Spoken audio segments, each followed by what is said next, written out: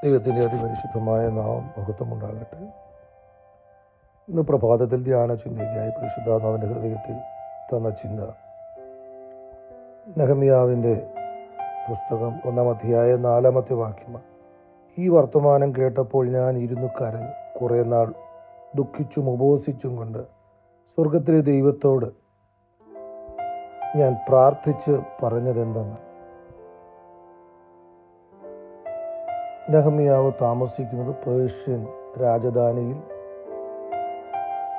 പാനപാത്രവാഹകൻ എന്ന നല്ല ഔദ്യോഗികമായ അനുഗ്രഹിക്കപ്പെട്ട ഒരു പദവിയിൽ ഇരിക്കുമ്പോൾ തന്നെ കാണുവാൻ വേണ്ടി ഇസ്രായേലിൽ നിന്ന് വന്ന, യെരുശലേമിൽ നിന്ന് വന്ന ചില ആളുകളോട് യെരുശലേമിൽ തൻ്റെ സഹോദരങ്ങൾ എങ്ങനെയായിരിക്കുന്നുവെന്നും ദേവാലയം എങ്ങനെയായിരിക്കുന്നുവെന്നും ഒക്കെ ചോദിക്കുന്നു. ആ ചോദ്യത്തിന് മറുപടിയായി അവർ പറയുന്നത്,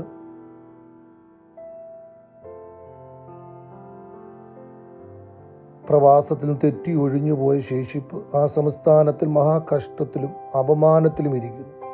യെരുശലേമിൻ്റെ മതിൽ ഇടിഞ്ഞു, അതിൻ്റെ വാതിലുകൾ തീവച്ചു ചുറ്റും കിടക്കുന്നു എന്ന് പറയും. അപ്പോൾ ഒന്നാമത്തെ എൻ്റെ ചിന്ത,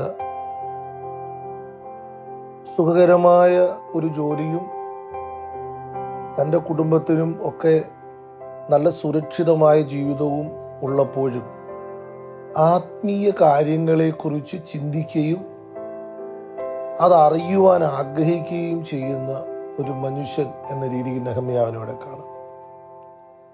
ആലയത്തെക്കുറിച്ചും ദൈവത്തിൻ്റെ ജനത്തിൻ്റെ ഇപ്പോഴത്തെ അവസ്ഥയെക്കുറിച്ച് അറിയുവാനുള്ള ആഗ്രഹം. Price the Lord. അത് അറിഞ്ഞിട്ട് കുറ്റപ്പെടുത്തുകയല്ല ഈ മനുഷ്യൻ ചെയ്യുന്നത്. പകരം ദൈവസന്നിധിയിൽ ഇരുന്ന് കരയുന്നു, ഉപവസിക്കുന്നു, ദൈവത്തോട് ഈ വിഷയം പറയുന്നു. ഇന്ന് പകൽക്കാലം ദൈവമക്കളെ, സ്വന്തം ജീവിതം സുഖകരമായി പോകുമ്പോൾ, സന്തോഷത്തിൽ പോകുമ്പോൾ, ഒരു ബുദ്ധിമുട്ടും കാര്യങ്ങളും ഇല്ലാതിരിക്കുമ്പോഴും ആത്മീയ വിഷയങ്ങളെക്കുറിച്ച് താല്പര്യമുണ്ടാകുകയും അതിനെക്കുറിച്ച് ചിന്തിക്കുകയും, പ്രൈസ് ദി ലോർഡ്, അതിനുവേണ്ടി പ്രവർത്തിക്കുകയും ചെയ്യുന്ന ഒരു വ്യക്തിയാണോ നാം എന്ന് ഈ പകൽക്കാലം ഈ വചനത്തോട് ബന്ധപ്പെടുത്തി നാം ചിന്തിക്കണം. Price the Lord. ആത്മീയ വിഷയത്തിൽ യെരുശലേമിൽ അധപ്പതനം ആണ് എന്ന് മനസ്സിലാക്കുമ്പോൾ അതിനെക്കുറിച്ച് അവിടെ ഉള്ളവർ പോലും ആരും ബോധവാന്മാരല്ല, ചിന്തിക്കുന്നില്ല. എന്നാൽ ഞാനും ചിന്തിക്കുന്നില്ല എന്നുള്ളതല്ല, പകരം ആരും ചിന്തിച്ചില്ലെങ്കിലും പ്രൈസ് ദി ലോർഡ്, നെഹമ്യാവ് അതിനെക്കുറിച്ച് ചിന്തിക്കുന്നു എന്ന് മാത്രമല്ല, പ്രൈസ് ദി ലോർഡ്, താൻ അതിനുവേണ്ടി പ്രവർത്തിക്കുവാൻ ചില പ്രവൃത്തി ചെയ്യുന്നു. 1, താൻ കരയുന്നു. 2, താൻ ഉപവസിക്കുന്നു. 3, താൻ ദൈവത്തോട് പറയും. Hallelujah, praise the Lord. യെരുശലേമിൽ കാര്യങ്ങൾ എങ്ങനെ പോയാൽ എനിക്കെന്താ എന്നുള്ള ചിന്തയല്ല, പകരം യെരുശലേമിൽ ആലയം നന്നായി കിടന്നെങ്കിലേ അനുഗ്രഹമുണ്ടാകൂ എന്നുള്ളത് പ്രൈസ് ദി ലോർഡ് നെഹമ്യാവിന് ബോധ്യമുണ്ട്. ദൈവമക്കളെ, ഈ പ്രഭാതത്തിൽ നമ്മൾ അറിയേണ്ട ഒരു ചിന്ത, ആരാധനയും ആലയവും പ്രൈസ് ദി ലോർഡ് ഏറ്റവും നല്ലതായെങ്കിൽ മാത്രമേ നമ്മുടെ ജീവിതത്തിൽ അനുഗ്രഹം നിലനിൽക്കുകയുള്ളൂ. Hallelujah, praise the lord. അനേക സങ്കീർത്തനങ്ങൾ അത് നമുക്ക് സാക്ഷ്യമായി പറയുന്നുണ്ട്. Praise the lord, hallelujah. ആരാധന തകർന്നു പോകുമ്പോൾ, ആലയം നശിച്ചു പോകുമ്പോൾ, പ്രൈസ് ദി ലോർഡ്, ജനം ചിതറപ്പെടുന്നു, ജനം നശിക്കുന്നു. അതുകൊണ്ടാണ് നാം മനസ്സിലാക്കേണ്ടത്, നെബൂഖദ്നേസർ ആ രാജ്യം പിടിച്ചടക്കുമ്പോൾ, സ്തോത്രം, യെരുശലേം ദേവാലയം തകർക്കുന്നതിൻ്റെ കാരണം അവരുടെ അനുഗ്രഹത്തിൻ്റെ ഉറവിടം അവരുടെ അനുഗ്രഹത്തിൻ്റെ ഹല്ലേലൂയ സ്തോത്രം സോഴ്സ് ആലയമാ, അവരുടെ ദൈവമാ. അത് ബോധ്യപ്പെടുന്നത് കൊണ്ട് ഇന്ന് പകൽക്കാലം പലപ്പോഴും പൈശാചികൻ ഹല്ലേലൂയ നമ്മളെ തകർക്കുവാൻ ശ്രമിക്കുന്നത് സ്തോത്രം നമ്മുടെ ആരാധന, നമ്മുടെ കൂട്ടായ്മ, നമ്മുടെ പ്രാർത്ഥനാ ജീവിതം, നമ്മുടെ ആത്മീയ മുന്നേറ്റത്തെ ഏതെങ്കിലുമൊക്കെ രീതിയിൽ അലസോരപ്പെടുത്തി ഹല്ലേലൂയ സ്തോത്രം അതില്ലായ്മ ചെയ്യും. അതില്ലായ്മ ചെയ്താൽ പിശാചിനറിയാം ഹല്ലേലൂയ നമ്മളെ തോൽപ്പിക്കുവാൻ എളുപ്പമാണ്. നമ്മുടെ ആത്മീയ ജീവിതത്തിൽ നമ്മൾ പരാജയപ്പെടുമ്പോഴാണ് ഭൗമിക ജീവിതത്തിൽ പരാജയപ്പെടുന്നത്. അതുകൊണ്ട് ഇന്ന് പകൽക്കാലം ആത്മീയ ജീവിതം ഹല്ലേലൂയ സ്തോത്രം തകർന്നും തീവച്ചും ചുറ്റും കിടക്കുന്നു എന്ന് തോന്നുമ്പോൾ പ്രൈസ് ദി ലോർഡ് അതിനെ നമ്മൾ ഹല്ലേലൂയ ചെറുതായി കാണരുത്. പകരം മടക്കി ഹല്ലേലൂയ സ്തോത്രം തിരിച്ച് ഹല്ലേലൂയ സ്തോത്രം അത് ഏറ്റവും നന്നാക്കി എടുക്കുവാൻ നാം ശ്രമിക്കണം എന്നും ഈ വചനത്തിലൂടെ, ഈ ചിന്തയിലൂടെ ഈ പ്രഭാതത്തിൽ പറയുവാൻ ഞാൻ ആഗ്രഹിക്കുന്നു. ഹല്ലേലൂയ സ്തോത്രം. ഈ മനുഷ്യൻ ചില വർത്തമാനങ്ങളെ കേട്ടു. അത് കേട്ടപ്പോൾ ഹല്ലേലൂയ ചില പ്രവർത്തിക്കായി താൻ ചെയ്യുവാൻ ആരംഭിച്ചു. Praise the lord. അപ്പോസ്തലർ 2-ാം അധ്യായം അതിൻ്റെ 37-ാമത്തെ വാക്യത്തിൽ നമ്മൾ ഇങ്ങനെയാണ് കാണുന്നത്. ഇത് കേട്ടിട്ട് അവർ ഹൃദയത്തിൽ കുത്തുകൊണ്ട് പത്രോസിനോടും ശേഷം അപ്പോസ്തലന്മാരോടും സഹോദരന്മാരായ പുരുഷന്മാരെ ഞങ്ങൾ എന്തു ചെയ്യേണ്ടു എന്ന് ചോദിച്ചു.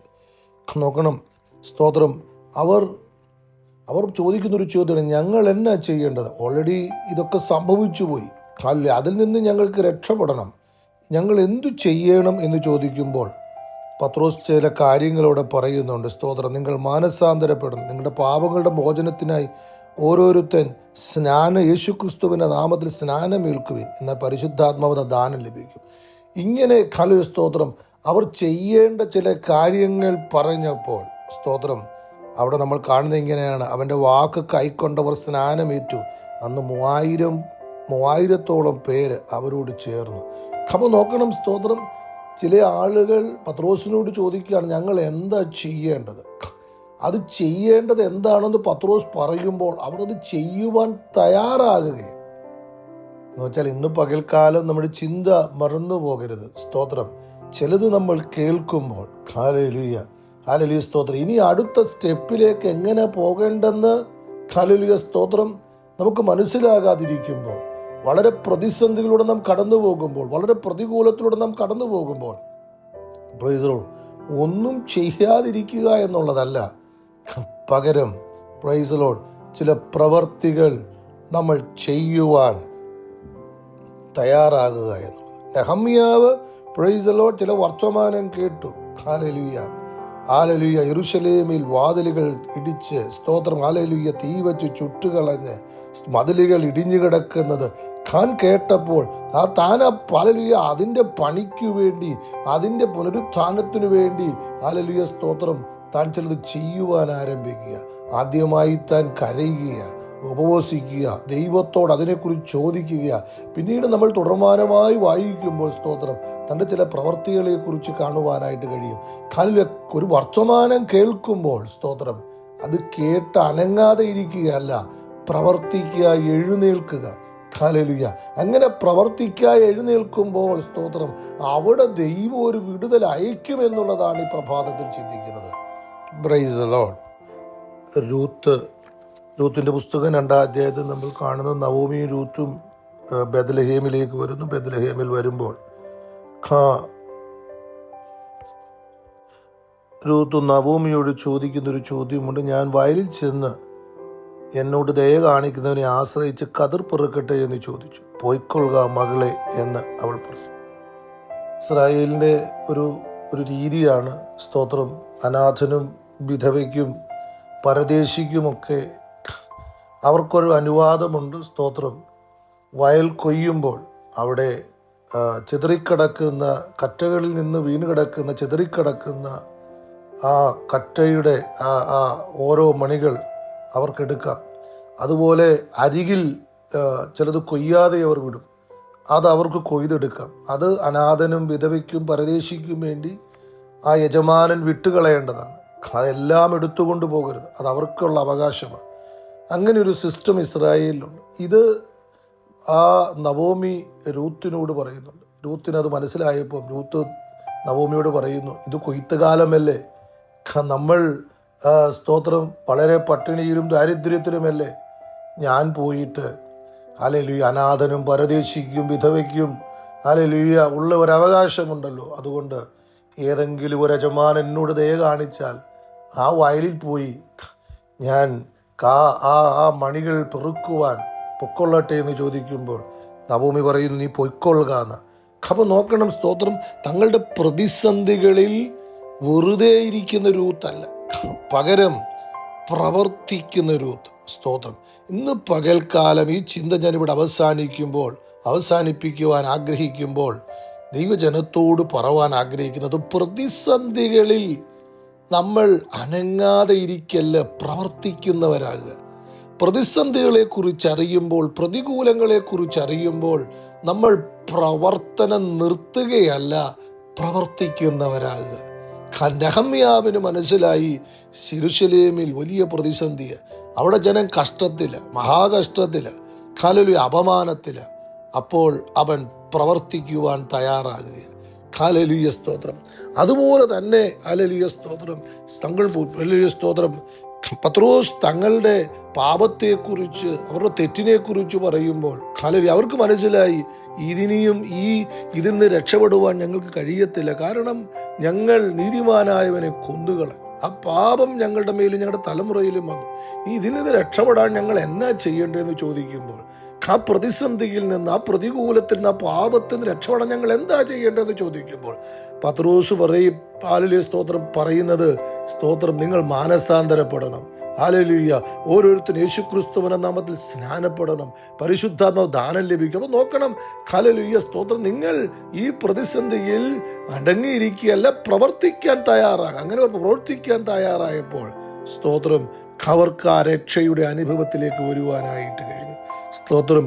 രൂത്തും നവോമിയും ഒരു കഷ്ടതയിൽ, പ്രതിസന്ധിയിൽ ഇവിടെ ഇരിക്കുകയാണ്. സ്തോത്രം. അവൾ അവിടെ വെറുതെ ഇരിക്കുകയല്ല. ഹല്ലേലൂയ. യഹോവയുടെ വചനത്തിൽ ഹല്ലേലൂയ സ്തോത്രം, ഒരു അനുഗ്രഹം അവർക്ക് വച്ചിട്ടുണ്ട്. അനാഥനും വിധവയ്ക്കും പരദേശിക്കുമുള്ള ഒരു അനുഗ്രഹം. അവൾ പറയുകയാണ്, ആ അനുഗ്രഹം സ്തോത്രം, ഹല്ലേലൂയ, എൻ്റെ വീട്ടിലിരിക്കുകയല്ല, ഞാൻ പോയത് ചെയ്തു കൊള്ളട്ടെ. അവൾ ഇറങ്ങിത്തിരിച്ചത് സ്തോത്രം, നമുക്കറിയാം. സ്തോത്രം. ഹല്ലേലൂയ. അവൾ ബോവസിന്റെ വയലിലെത്തുന്നു. അതവളുടെ ജീവിതത്തിൽ നന്മയാകുന്നു. ഹല്ലേലൂയ. ആ വയലിൻ്റെ ഉടമയായി അവൾ മാറുന്നു. സ്തോത്രം. ഈ പകൽക്കാലം സ്തോത്രം, ഹല്ലേലൂയ, ഇങ്ങനെ നിർത്തട്ടെ. നെഹമ്യാവ് പ്രതിസന്ധിയിൽ പ്രവർത്തിക്കുവാൻ ആരംഭിച്ചു. ഹല്ലേലൂയ. നെഹമ്യ 52 ദിവസം കൊണ്ട് മതിലിൻ്റെ പണി പൂർത്തീകരിച്ച് സ്തോത്രം, ഹല്ലേലൂയ, അവരുടെ അപമാനത്തിൻ്റെയും കഷ്ടത്തിൻ്റെയും അവസ്ഥയിൽ നിന്ന് ഒരു വിടുതൽ കാണുവാനിടയായി തീർന്നു. രൂത്ത്, ഹല്ലേലൂയ സ്തോത്രം, തൻ്റെ പ്രതിസന്ധികളിൽ പ്രവർത്തിക്കുവാൻ ആരംഭിച്ചു. Praise the lord. ഹല്ലേലൂയ. ആ വയലിൻ്റെ ഉടമസ്ഥ എന്ന പദവിയിലേക്ക് അവൾ എത്തുവാനിടയായി തീർന്നു. Price the lord. ഹല്ലേലൂയ.